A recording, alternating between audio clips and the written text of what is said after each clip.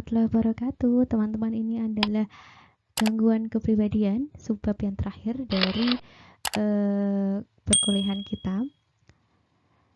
Semoga teman-teman bisa mengikuti setiap videonya sehingga teman-teman bisa mengerjakan soal UTS ya. Karena balik lagi apa yang saya jelaskan adalah apa yang saya keluarkan di ujian tengah semesternya. Oke teman-teman, kalau kita ngomongin tentang gangguan kepribadian, balik lagi ke subbab yang pertemuan ketiga tentang diagnosis, ada diagnosis multiaksial.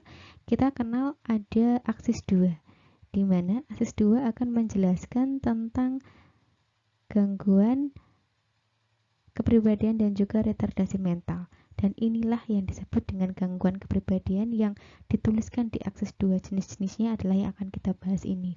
Mungkin kita nggak akan bahas seluruh gangguan kepribadian, hanya beberapa saja.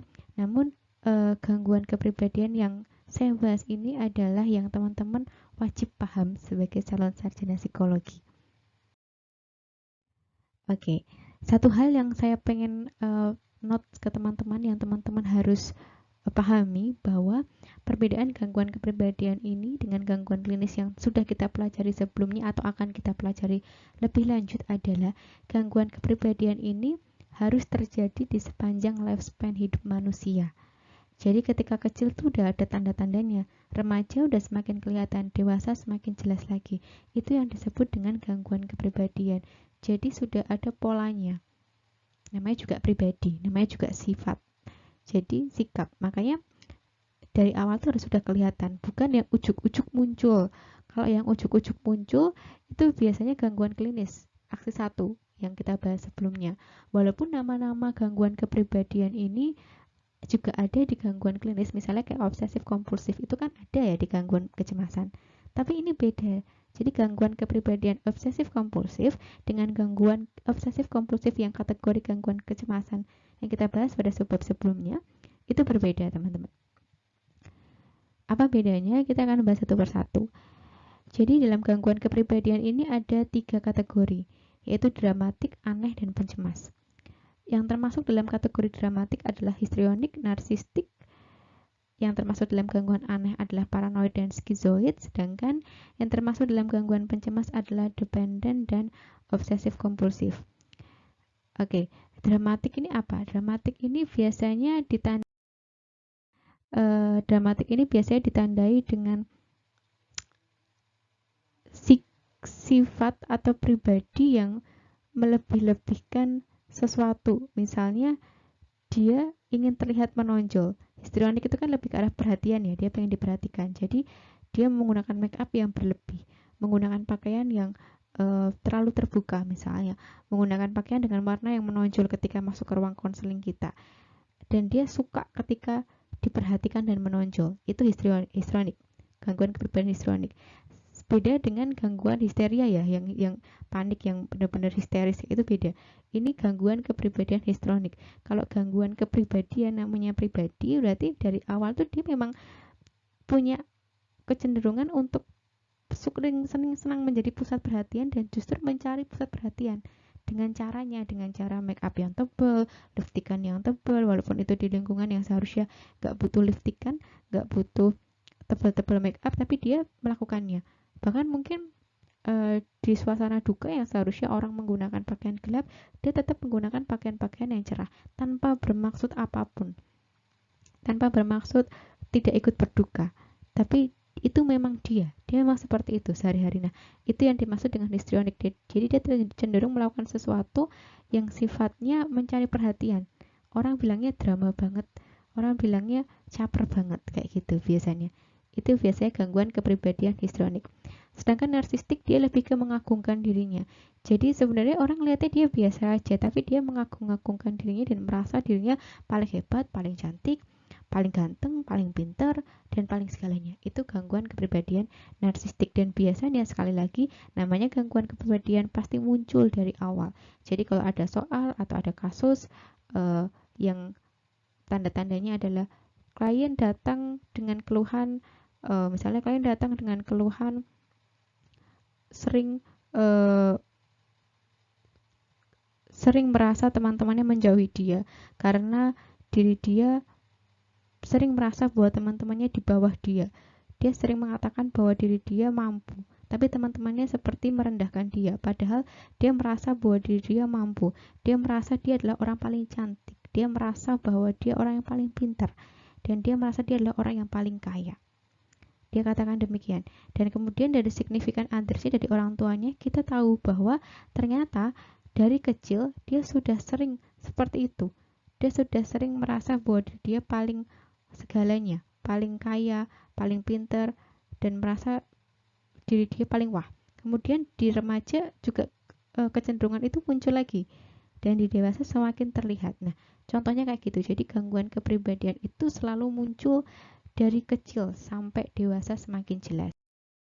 Kemudian yang kedua, aneh. Gangguan kepribadian dalam klaster aneh. Salah duanya adalah paranoid dan skizoid. Paranoid ini sama seperti namanya, pada intinya dia akan merasa ketakutan, merasa ada yang jahat sama dia dan sebagainya. Tapi yang namanya gangguan kepribadian paranoid, sekali lagi, gangguan kepribadian berarti kecenderungan itu sudah ada dari dia kecil. Jadi biasanya ditandai dengan seperti ini. Dari kecil dia susah percaya sama orang, dia selalu merasa bahwa orang akan mencontek pekerjaan dia, sehingga dia tidak mau berbagi dengan orang lain. Walaupun itu hanya tugas yang sifatnya tidak untuk dinilaikan atau sifatnya untuk diskusi belajar dan memang disuruh untuk sharing, tapi dia enggan untuk sharing. Kemudian di usia remaja pun dia seperti itu. Dia punya makanan, punya barang-barang, dia nggak mau share karena dia merasa kalau orang-orang itu akan menyakiti dia atau akan mengkhianati dia. Jadi dia cenderung susah untuk menjalin relasi sosial dan juga relasi intim. Seperti itu contohnya. Sampai dewasa pun demikian, sama pacarnya dia cenderung sering takut pacarnya selingkuh, sering merasa pacarnya itu mengkhianati dia padahal pacarnya tidak melakukan apa-apa misalnya. Dan itu ada di setiap segmen kehidupan dia, nggak cuma di hubungan relasi lawan jenis, hubungan pertemanan juga demikian, di keluarga juga demikian, dan terjadi sepanjang kehidupan dia. Itu namanya gangguan kepribadian paranoid.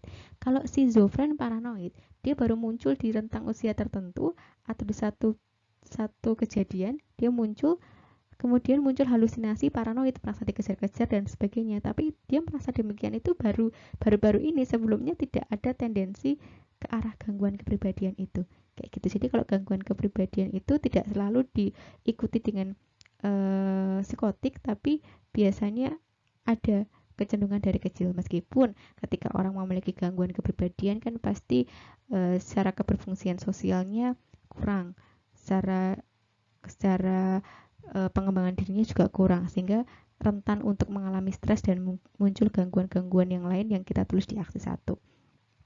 Skizoid ini adalah gangguan kepribadian yang khas. Jadi kalau orang yang gangguan kepribadian skizoid, dia cenderung untuk menghindari sosial tapi suka untuk berperilaku yang nyentrik gitu. Itu biasanya yang terjadi sama teman-teman dengan gangguan skizoid. Jadi khas gitu sifatnya. Saya nggak mau sebutkan profesi tertentu atau orang-orang tertentu, tapi teman-teman bisa pahami ketika dia nyentrik dan ingin menonjol. Tapi bedanya sama histeria lagi, kalau histeria tadi kan memang benar-benar dia mau menonjolkan diri dia kayak make up yang tebal kayak gitu, biasanya pada perempuan, atau yang kayak apa, pakai rok yang pendek misalnya kayak gitu. Kalau misalnya skizoid ini kita ngelihatnya dia menonjol, tapi kita ngelihatnya bukan dia bukan dia make upan yang menor atau apa, enggak, tapi kita ngelihatnya aneh aja, kok penampilannya aneh, kok sikapnya aneh. Nah, itu gangguan kepribadian skizoid, kurang lebih seperti itu. Kemudian dependent. Nah, kalau dependent ini biasanya dia akan sulit untuk mengambil keputusan, bahkan biasanya untuk melakukan pekerjaan sehari-hari aja dia dibantu oleh signifikannya. Kemudian dia cenderung nggak bisa sendiri. Ketika ditinggalkan orang dia sangat cemas sekali atau dia sangat ketakutan sekali. Terus biasanya kalau habis kehilangan relasi gitu ya, misalnya putus hubungan atau apa, dia akan sangat sedih sekali. Itu teman-teman dengan gangguan kepribadian dependen. Tapi bukan berarti yang misalnya habis diputusin terus sedih banget itu pasti gangguan kepribadian dependen, enggak juga. Karena sekali lagi gangguan kepribadian itu harus dilihat dari seluruh aspek kehidupannya, dan seluruh yang ada di PPDGJ itu harus ada dan harus muncul dari dia kecil, remaja sampai dewasa. Kayak gitu. Memang seseorang mungkin punya kecenderungan pribadi dependen, tapi bukan gangguan.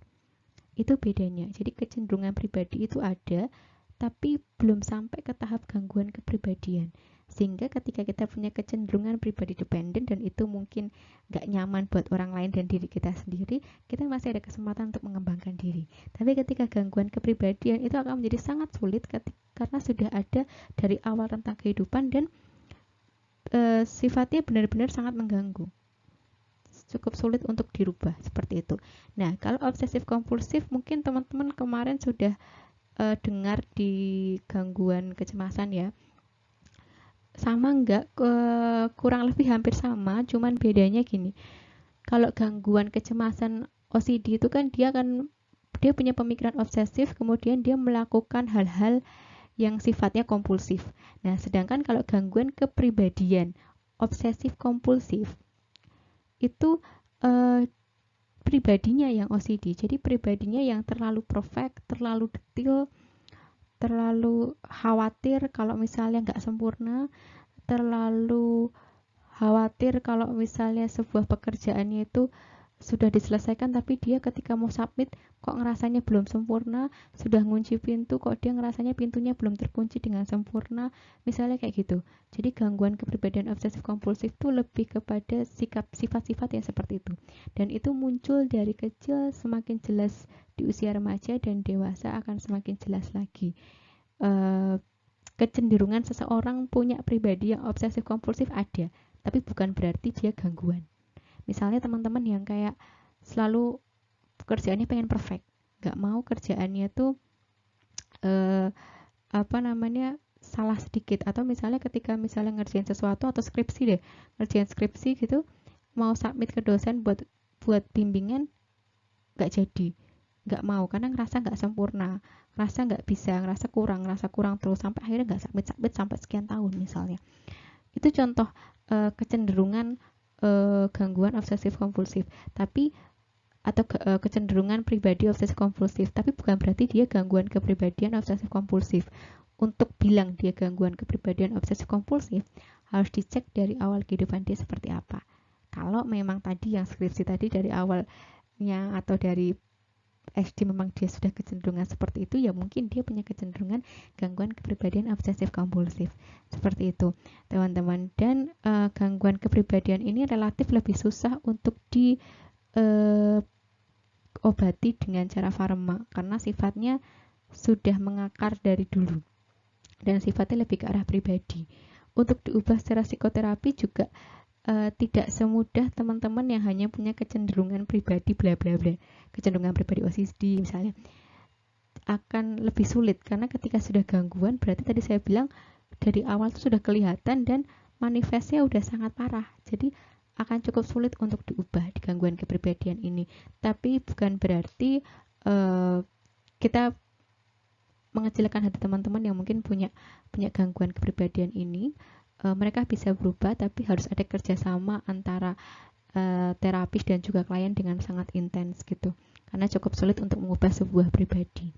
Bahkan teman-teman yang punya kecenderungan pribadi dependen misal atau kecenderungan pribadi obsesif kompulsif, untuk mengubahnya saja kan sulit, apalagi yang sudah mengalami patologis atau gangguan, pasti akan sulit dan butuh benar-benar pertemuan yang intens. Seperti itu kurang lebih teman-teman penjelasan dari saya. Terima kasih Mbak Aina. Jangan lupa di like, jangan lupa di subscribe, jangan lupa di komen. Dan teman-teman semoga bisa mengerjakan UTS dengan baik. Semoga apa yang saya buat membantu teman-teman untuk lebih paham. Ada kurang lebihnya mohon maaf. Assalamualaikum warahmatullahi wabarakatuh.